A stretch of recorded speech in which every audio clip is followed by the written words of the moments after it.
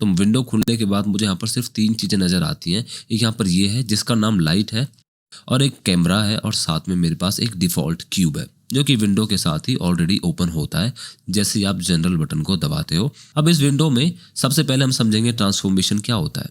Now transformation का मतलब आप किसी ऑब्जेक्ट को स्केल कर सकते हो, रोटेट कर सकते हो या मूव कर सकते हो। कैसे करना है? अगर मैं एन दबाता हूँ तो मेरे पास एक पैनल खुलता है जो कि है एन पैनल, और यहाँ पर कुछ एक नाम लिखा हुआ है ट्रांसफॉर्म, यानी कि लोकेशन, रोटेशन और स्केल। अब यहाँ पर ये कुछ इस तरह से काम करता है कि जो लोकेशन, रोटेशन, स्केल है, तीनों लाइन से इस वजह से दिए हुए हैं कि अगर मैं किसी ऑब्जेक्ट को लोकेट करता हूँ तो उसको फिर ओवरलैप करेगा रोटेशन, यानी उसी जगह पर रोटेशन होगी, और फिर उसी जगह पर मैं उसको स्केल कर पाऊंगा विद रोटेशन, यानी कि तीनों ऑर्डर में काम करते हैं। ये दोनों के दोनों जो भी करेंगे उन दोनों को ओवरलैप करेगा स्केलिंग। उसी तरह से जो लोकेशन चेंज होगी उसको ओवरलैप करेगा रोटेशन। ऐसा नहीं कि वो जहाँ पर पहले से था वहीं रोटेट होगा। अब सवाल ये कि कैसे लोकेट, कैसे रोटेट और कैसे स्केल किया जाता है। एन दबा के वापस इस एन पैनल को बंद कर दूंगा। इसका नाम होता है एन पैनल, आप याद रखिएगा। और उसी तरह से आपको एक पैनल इधर भी दिया हुआ है, इसका नाम होता है टी पैनल। टी पैनल इसी वजह से क्योंकि टी दबाने से आप इसको खोल सकते हो या बंद कर सकते हो, राइट। और अगर आप किसी भी जस्ट इन केस आगे कोर्स में चल के कहीं अटक जाते हो तो आपको इस फीचर के बारे में पता होना चाहिए कि नीचे मेरे तो जो भी मैं की प्रेस करूंगा वो सब नीचे मुझे शो करेगा। लाइक टी दबाता हूँ तो टी दिखाएगा, क्लिक दबाता हूँ तो LMB दिखाएगा, या फिर लेफ्ट माउस RMB से राइट माउस। इसी तरह से जो भी की मैं प्रेस करूंगा वो सब यहाँ पर दिख जाएंगे। तो जस्ट इन केस आप भूल जाओ, वैसे तो मैं आपको साथ साथ बताता चलूंगा, लेकिन अगर आप भूल जाओ तो आप यहाँ पे देख सकते हो। फिलहाल मैंने टी पैनल को ऑन रखा, वैसे इसकी खास ज़रूरत है नहीं, पर फिर भी इसको ऑन ही रखा।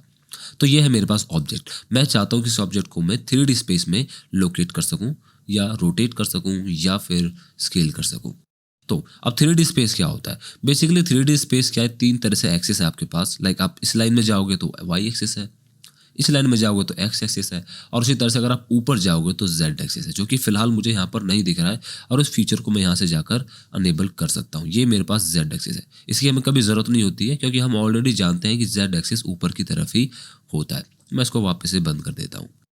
तो कैसे लोकेट करना है? तो वैसे मैं चाहता हूँ कि आप ज़्यादातर शॉर्टकट की का इस्तेमाल करें, क्योंकि शॉर्टकट कीज़ ही ज़्यादातर यूज़ होंगी और वो हमारे काम को बहुत ही आसान कर देंगी। तो अगर आप G दबाते हो तो G दबाने से आप ऑब्जेक्ट को लोकेट कर सकते हो, कहीं भी मूव कर सकते हो। आप यहाँ पर देख पा रहे हो कि ऑब्जेक्ट प्रॉपर्टीज़ में इस तरफ ये मुझे लोकेशन, रोटेशन और स्केल के सब कुछ एक साथ दिखा रहा है। फिलहाल मैं ऑब्जेक्ट को सिर्फ G दबा के लोकेट कर रहा हूँ, तो उसके लोकेशन X एक्सिस में कितना चला, Y में कितना चला और Z में कितना चला, वो सब कुछ वहाँ पर शो हो रहा है। अगर मैं किसी भी ऑब्जेक्ट को पर्टिकुलर एक्सिस में मूव करना चाहता हूँ या लोकेट करना चाहता हूँ तो मुझे G दबाकर उस एक्सिस का नाम दबाना होगा। लाइक X है तो X दबाऊंगा, जिससे वो सिर्फ X में ही चलेगा और किसी ऑब्जेक्ट में या किसी एक्सिस में मूव नहीं करेगा।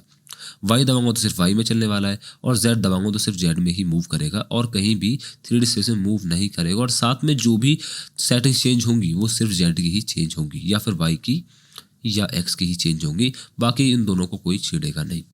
लेकिन अगर मैं सिर्फ G दबा के कहीं मूव करता हूँ तो तीनों चीज़ें एक साथ चेंज होंगी। तो ये था लोकेशन। अब आप इसको रोटेट करोगे तो R दबा के आप इसको रोटेट कर सकते हो। R दबाओगे तो नॉर्मली आप किसी भी तरह से इसको रोटेट कर सकते हो, और हमको रोटेशन की क्वांटिटीज चेंज होती नज़र आ रही है। वो सारी क्वांटिटीज हमको N पैनल में यहाँ भी देखने को मिल जाती हैं। अब अगर मैं इसको पहले मूव करूँ और फिर इसको मान के चलो मैं Y एक्सिस में थोड़ा सा आगे ले जाता हूँ और इसके बाद यहाँ पर इसको लोकेट करता हूँ, तो जैसे कि मैंने आपको बताया लोकेशन को ओवरलैप करेगा रोटेशन। जो लोकेशन होगी उसी के साथ आगे रोटेशन काम करेगा। मतलब कि मैं इसको रोटेट करूंगा तो पहले ऑब्जेक्ट यहाँ पर रोटेट हो रहा था, लेकिन अब ये ऑब्जेक्ट यही रोटेट होगा। जहाँ लोकेशन होगी उसके बाद रोटेशन अप्लाई होगी और उसके बाद फिर स्केलिंग अप्लाई होगी। समझ नहीं आ रहा? कोई बात नहीं। मान के चलो कि मैं इसको रोटेट करना चाहता हूँ RX, तो X दबा के मैं इसको सिर्फ अलोंग X एक्सिस ही रोटेट कर सकता हूँ। Y दबाऊंगा तो सिर्फ Y ही रोटेट होगा माउस को मूव करने से, और Z दबाऊंगा तो सिर्फ Z पर ही मैं इसको रोटेट कर सकता हूँ, राइट।